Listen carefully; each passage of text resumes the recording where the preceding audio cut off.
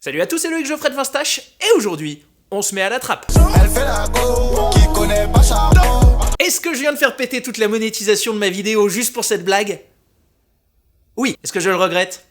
Nah, elle fait la go qui connaît pas le Chardot, franchement. You know, I'm a creative genius. Et il fallait bien une vanne de cette trempe pour vous introduire celui qui n'est ni plus ni moins que le cépage blanc le plus répandu au monde, le chardonnay. Donc, le chardonnay est une variété de raisin blanc issu d'un croisement entre le pinot et le gouais blanc, et pour le coup, on en connaît parfaitement les origines, puisque l'une de ses premières mentions remonte autour de l'an 1685, où il est ainsi désigné dans les registres du charmant village de Saint-Sorlin, aujourd'hui appelé la Roche-Vineuse. Cépage de chardonnay, qui tire en réalité son nom d'un autre village éponyme, celui de Chardonnay, lui-même situé à environ 25 km au nord de Mâcon et de la Roche-Vineuse. Vous l'aurez donc compris, le chardonnay est un cépage purement bourguignon, et retenez bien le nom de Bourgogne, car il me semblerait absolument ubuesque de réaliser un épisode consacré à cette variété, sans évoquer ce vignoble auquel il est si intimement lié. Mais comment ce cépage né dans le Mâconnais est-il devenu la variété blanche la plus plantée dans le monde en 2016, avec ses quelques 201 649 hectares? Enfin bon, dans la réalité, les puristes me diront que le cépage blanc le plus répandu est l'ARN, avec 203 801 hectares, mais comme il est principalement destiné à la confection de brandy, qu'il est planté à 99,7% en Espagne et que mes chiffres datent d'il y a 6 ans, alors je me permettrai de faire ce raccourci tout au long de cet épisode. Pour revenir au chardonnay, s'il est assez vigoureux et qu'on peut maîtriser assez facilement ses rendements, il reste très sensible à l'oïdium, à la pourriture grise, à l'enroulement, à la flavescence dorée et surtout au gel. Alors je sais que le réchauffement climatique est un mythe selon certains grands penseurs de notre siècle, mais depuis qu'on a le climat de la Pâque à fin février, s'il y en a un qui morfle ces dernières années, c'est bien le chardot. Et bien sa renommée, il la doit à deux éléments que je vais essayer de traiter en même temps pour plus de pédagogie et d'interaction, ses qualités intrinsèques et l'immense réputation de sa mère patrie, la Bourgogne. Le chardonnay, c'est tout faire. Tout d'abord, il pousse sur la quasi-totalité des sols. Évidemment, il est parfaitement adapté au sol argilo-calcaire de son vignoble de naissance, mais on peut tout aussi bien le cultiver sur les crêts de Champagne, sur les marnes bleues du Jura, sur les schistes et les sables de l'Anjou, ou encore sur les terroirs limoneux du Languedoc. Ensuite, à la vinification, vous pouvez en faire ce que vous voulez. Vous pouvez le vinifier en sec comme en Bourgogne, en pétillant comme en Champagne, et même en liquoreux avec des raisins surmûris comme en Autriche dans le Burgenland. Et pour couronner le tout à la dégustation, c'est un cépage qui pourra tout aussi bien démontrer du fruit, du corps, de l'alcool, de l'acidité, voire même de la sucrosité. En fait, le chardonnay, c'est l'arme ultime.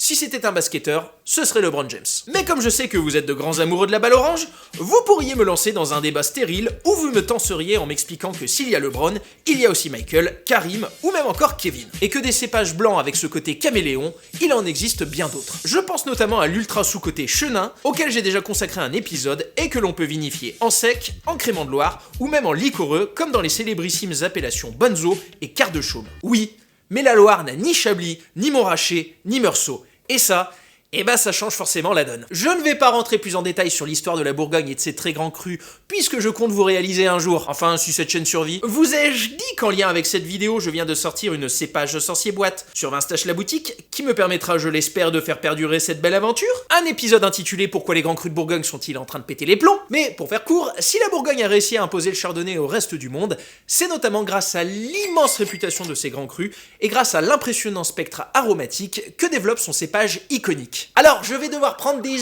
autoroutes de raccourcis faciles, mais pour vulgariser, aujourd'hui, en Bourgogne, il existe 3 grands styles de chardonnay. Tout d'abord, il y aura les chardonnays que l'on cherchera à travailler sur les acidités et qui donneront des vins que l'on qualifiera de purs, de tendus, Si je te dis que t'es tendu, t'es tendu. de vifs, de salin ou même encore de minéral. La minéralité étant un synonyme de l'acidité, comme nous l'avons vu dans un précédent épisode. Et le vignoble le plus représentatif de ces blancs sur l'acidité, c'est bien évidemment l'emblématique appellation Chablis et ses non moins emblématiques sols issus du Quiméridgien qui mêleront des marnes grises avec des bancs de calcaire, parfois très riches en fossiles / petites huîtres. Ensuite, viennent les chardonnays qui seront travaillés lors des élevages sur le gras, la rondeur et la matière. Là encore, je ne rentrerai pas trop dans les détails ou sinon l'épisode va durer 25 minutes comme celui sur le Gamay, et honnêtement c'était beaucoup trop long à monter. Mais les grands blancs de Bourgogne connaîtront des élevages sous bois durant lesquels ils effectueront la fameuse fermentation malolactique, plus communément appelée la malo. Or, en blanc, le chardonnay est quasiment l'un des seuls cépages capables de supporter la fermentation malolactique, ce qui en fait, là encore, une variété indéniablement supérieure. Par exemple, si on prend le sauvignon, sachez que les malos peuvent le changer du tout au tout. Et merde, tiens, j'avais dit que j'essayais de pas être trop technique et d'aller à l'essentiel. Je vais jamais y arriver. Je disais donc, fermentation malolactique, durant laquelle l'acide malique se transforme sous l'action de bactéries lactiques en acide lactique et qui aura notamment pour but d'assouplir l'acidité des vins et d'affiner certains arômes. Typiquement, pour les chardonnays, cela développera des arômes de beurre frais, de crème, En France, se passer du beurre et de la crème, c'est impossible. de brioche ou même encore de notes pâtissières. Et justement, les blancs de Bourgogne, historiquement réputés pour connaître de gros élevages sous bois et qui développeront les arômes précédemment cités, eh bien ce sont les meursault, dont les flacons les plus légendaires, comme les premiers crus de la Coche du Riz, se négocient en 4 chiffres. Enfin, on retrouvera les chardonnays que l'on travaillera plus tôt pour rechercher l'expression florale et fruitée. Typiquement, on migrera dans le Mâconnais pour retrouver ce genre de blanc. En effet, ce vignoble ayant traditionnellement été injustement laissé dans l'ombre de la Bourgogne, pour rappel, et c'est un putain de scandale, mais il n'y a que 5 appellations villages au sein de ce terroir grandiose, eh bien les vignerons travaillaient moins les vins sur les élevages. Après, c'est vraiment un immense raccourci, tous les chardonnays de Bourgogne ont une expression fruitée et florale. Mais là où dans le Mâconnais, on vous parlera plus de notes de pomme golden mûre, de citron ou même encore de verveine, eh bien à Chablis, on sera plus dans un registre qui se rapprochera de la pomme verte, de la poire blanche ou même encore de la fine menthe ciselée. Mais voilà, comme nous sommes dans une émission de vulgarisation, je vous dirai qu'en fonction du climat, de la vinification, des élevages et de la volonté propre du vigneron, alors tous les chardonnays de Bourgogne évolueront dans ce magnifique volume formé par ce triangle qu'il en a d'être bien animé. Les plus grands blancs de Bourgogne réussissant bien évidemment à conjuguer ces 3 facteurs. Typiquement, les vins de Montrachet délivreront un bouquet raffiné et aux innombrables niveaux de lecture avec des notes de fleurs printanières, d'abricots secs, de champignons frais, de citron de Sicile, de lilas, de chèvrefeuille, de crème pâtissière, d'amandes grillées, de fleurs d'oranger, de jasmin, de nectarine, de silex, d'argile ou même encore de pierre à fusil. Le tout associé à des matières crémeuses qui associeront acidité racée, tension, minéralité et opulence. Bref, des quis de fous furieux, mais pour lesquels, et je pense au Montrachet de chez Le Fleuve, il faudra là encore parler à 4 chiffres, voire même 5. Et après vous vous plaignez du prix de l'essence. La Bourgogne étant la région reine du Chardonnay avec ses 16 011 hectares, elle a bien évidemment influencé ses proches voisins, puisqu'on retrouvera 777 hectares dans le Beaujolais. Je pense notamment au fabuleux secteur des Pierres Dorées qui mériterait amplement d'avoir des crus en blanc, mais il s'est aussi exporté dans le Jura avec ses chardonnays sur Marne Bleue proprement bluffants, ou même encore le Bugey ou la Savoie. Plus au nord, la Champagne est bien évidemment une immense terre de chardonnay, puisque c'est exactement 9763 hectares de cette variété, soit 30% de l'encépagement du vignoble, qui compose la région. Il régnera tout particulièrement en maître sur la fameuse Côte des Blancs, où il délivrera, comme diraient les plus grandes influenceuses du YouTube game, la meilleure version de lui-même. Parfaitement adapté au terroir crayeux, il apportera son côté subtil, frais et aérien, là où le pinot noir apportera son côté vineux et le meunier sa rondeur et son amplitude. Dans les assemblages, il sera donc ce petit sursaut d'énergie et de tension qui donnera ce côté vibrant au champagne. Cependant, certaines maisons le vinifieront seules. On parlera alors de blanc pour champagne à jus blanc issu de raisins blancs. Et c'est qui joueront là encore dans le registre, je me répète, de la minéralité, de la fraîcheur et de la pureté. La cuvée Comte de Champagne de chez Tétinger en étant une très belle démonstration. Maintenant, attention, pour ces vins-là, eh bien je vous conseille très fortement de les faire vieillir. Les champagnes jeunes issus de cépages blancs sont, pour moi, parmi les plus ardus à déguster. Un vin jeune, pour pleinement s'exprimer, il a besoin d'ouverture. Mais le souci, c'est qu'un champagne avec beaucoup d'ouverture, il n'a plus de bulles, et un champagne qui n'a plus de bulles, eh ben c'est comme un plateau sans fromage. Bref, laissez-les dormir en cave afin qu'ils puissent développer leur bouquet aux petites notes d'amandes et de noisettes grillées dont je raffole. Enfin, sachez qu'en France, la deuxième région la plus massivement plantée, et je sais que cela pourra en surprendre plus d'un, n'est autre que le Languedoc, qui a quasiment triplé de surface en 15 ans, puisqu'elle est passée de 4812 hectares en 1995 à 14 191 hectares en 2011. Alors, pareil, le Languedoc, on en reparlera normalement à la rentrée, mais les climats sont tellement différents entre la fraîcheur des hauteurs des plateaux du Larzac, la chaleur saline de Fitou, ou même encore le terroir océanique et venteux de Limoux, que forcément, il est bien compliqué de vous sortir une unicité de style. Je pourrais grainer pendant encore des heures les vignobles accueillant ce cépage, comme les 0,5 hectares implantés en Moselle. Bichette, les pauvres, ils auraient pu se faire dorer la pilule face à la Méditerranée, et au lieu de ça, ils se retrouvent à côté de hauts fourneaux abandonnés. La vie est une plage? Mais il est temps d'aborder l'épineux cas des chardonnays du Nouveau Monde. Puisque si la France, premier pays d'implantation de cette variété, concentrait en 2016 23,5% des vignes, elle est talonnée de très près par les États-Unis, qui possèdent près de 20,5% de la production mondiale, et dans une moindre mesure par l'Australie, et c'est 10,6%. Pourquoi une implantation aussi massive de ce cépage? Eh bien tout simplement parce que lorsque les industries viticoles de ces pays respectifs ont réellement commencé à se développer, c'est-à-dire le milieu des années 70, début 80, eh bien la mode était au vin blanc. Et les ricains ont beau tirer avec des pistolets sur des tornades pour les arrêter, ils ne sont pas si débiles que ça. Les gars ils se sont posés et ils se sont dit: dis-moi Francis, est-ce que t'aurais pas sous le coup d'un cépage blanc aromatique, avec du corps et de l'acidité, qui pousse à peu près partout, qui arrive facilement à la maturité et qui donne de grains vaingues? Bouge pas mon Didier, je crois que j'ai ça sous la main. Et c'est comme ça que le chardonnay a envahi la Californie et l'Australie. Et je ne vais même pas vous détailler les sous-régions en mode il y en a dans la Napa, dans la Sonoma, à Monterrey, à Paso Robles, à Santa Barbara, puisque du moment que vous avez un terroir, vous avez du chardonnay. Sauf que si en préambule je vous parlais de l'épineux cas des chardonnays du Nouveau Monde, c'est tout simplement parce que ce sont des blancs dont je ne suis pas forcément très friand. Je ne pense pas vous apprendre grand chose, mais niveau climat, la Californie et la Bourgogne, c'est pas tout à fait la même. Puligny Montrachet. Du coup, au lieu d'avoir des blancs sur des notes de fruits du verger ou de fruits jaunes, on se retrouve avec des chardons qui pètent sur des notes de fruits exotiques comme l'ananas, la mangue, le fruit de la passion ou encore le melon. Rappelez-moi, c'est un épisode sur le chardonnay là ou sur le sauvignon? Et puis v'là les lourds élevages en barrique. Alors attention, je viens d'un coin qui s'appelle la Bresse et chez nous, le beurre, ce n'est pas une tradition, c'est une religion.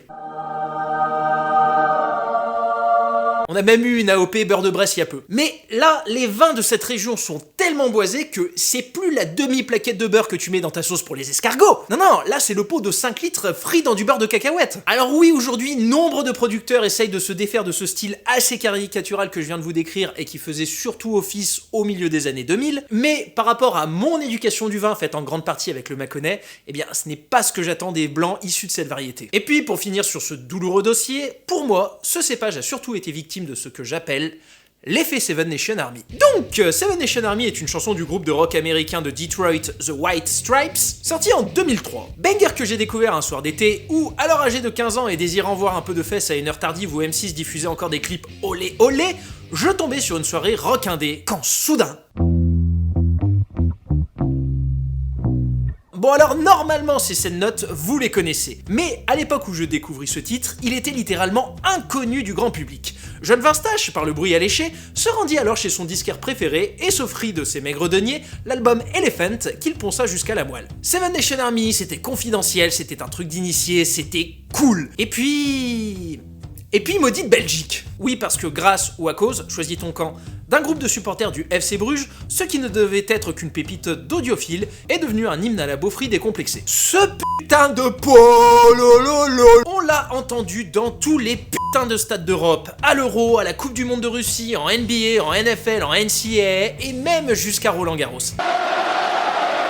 Je n'en peux plus de l'entendre. Alors que ce titre, merde, si on le prend à sa racine, mais il est juste extatique. Et le chardonnay c'est pareil, les consommateurs du Nouveau Monde en ont tellement bu à toutes les sauces qu'il s'est développé dans le monde anglo-saxon le phénomène dit du ABC, dont l'acronyme signifie Anything but Chardonnay, soit dans la langue de Molière, tout sauf du chardonnay. Alors que pourtant le chardonnay à la base, c'est peut-être le plus grand cépage blanc au monde avec le Riesling. Ce n'est d'ailleurs pas pour rien que même les Italiens ont quasiment doublé entre l'an 2000 et 2016 leur production, faisant de ce cépage le troisième blanc le plus implanté derrière le Trebbiano et le Catarratto. Au pays à la botte, de par le climat chaud et méditerranéen, les vins les plus intéressants me semblent venir du Val d'Aoste, du Piémont et du Trentin au Adige, puisqu'ils sauront concentrer matière, puissance et tension grâce au terroir plus frais dont ils sont issus. Mais ça n'engage que mon humble avis. Chili, Espagne, Argentine, Moldavie, Russie, Chine, Nouvelle-Zélande, Serbie, Canada, nous pourrions faire un tour du monde viticole tant il est omniprésent. Concernant sa fiche de dégustation organoleptique, pour ne pas le dire de manière trop pompeuse, j'essaierai d'être relativement bref puisque j'ai déjà beaucoup développé ces différents arômes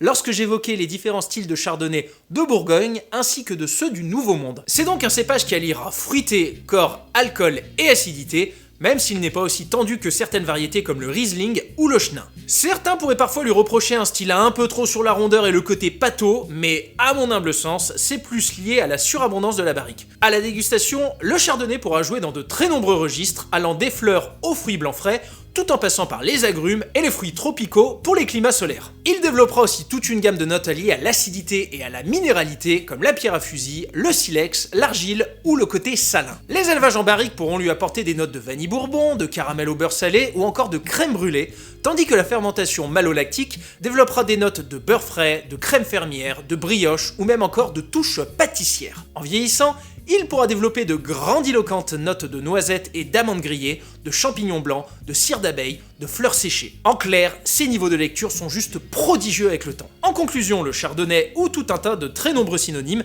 est un cépage blanc né dans le Mâconnais et qui tire son nom du petit village de Chardonnay. Bien que sensible à certaines joyeusetés telles que l'oïdium, la flavescence dorée ou le gel, sa maturité assez facile à atteindre, sa rare capacité à supporter les fermentations malolactiques, son adaptabilité à être aussi bien vinifié en sec qu'en pétillant, qu'en liquoreux, et son incroyable registre d'expression en ont fait l'une des armes ultimes des Blancs. Si c'était un basketteur, ce serait LeBron James. Sur ses terres natales, il a fait toute la grandeur des Blancs de Bourgogne. Si le Mâconnais a traditionnellement vinifié des vins faciles à boire et porté sur les notes de fruits et de fleurs, le climat frais de Chablis a plus donné naissance à des flacons sur la tension, l'acidité et la minéralité. La Côte de Beaune et ses voisins de la Côte Chalonnaise et de la Côte de Nuit cherchent en plus à élaborer des vins crémeux avec du gras et de l'opulence. Maintenant, gardez bien en tête que cela reste une caricature. Les modes gustatives évoluent sans cesse et le résultat final dépendra aussi de la volonté du vigneron. Outre la Bourgogne, le Chardonnay a logiquement conquis les vignobles voisins comme le Jura, le Bugey, le Beaujolais ainsi que l'iconique Champagne. Maître absolu de la renommée Côte des Blancs, il pourra être vinifié seul pour donner naissance au fameux blanc de blanc, mais pourra tout aussi bien prendre part aux assemblages où il apportera sa fraîcheur, sa tension et ce côté aérien. Cependant, son deuxième vignoble de prédilection restera le Languedoc. S'il est difficile de sortir une unicité de style tant la région est vaste, j'avoue être moins friand des chardonnays du sud qui s'exprimeront sur des notes de fruits trop tropicaux.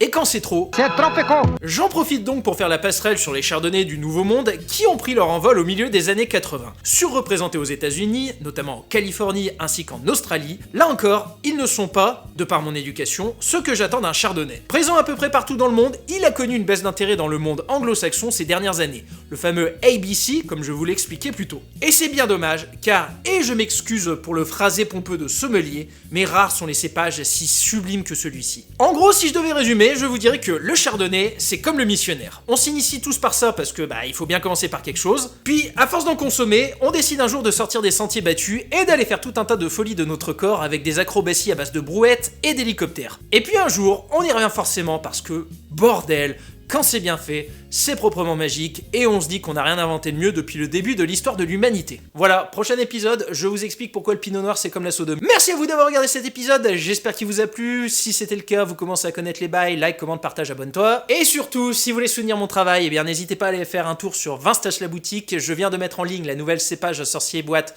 100% chardonnay, ainsi qu'une nouvelle sélection de vins à moins de 15 €. Et si l'envie vous prend de me lâcher 1 ou 2 €, vous pouvez tout aussi bien soutenir mon travail sur Tipeee ou sur Utip. Et quant à moi, je vous dis à bientôt.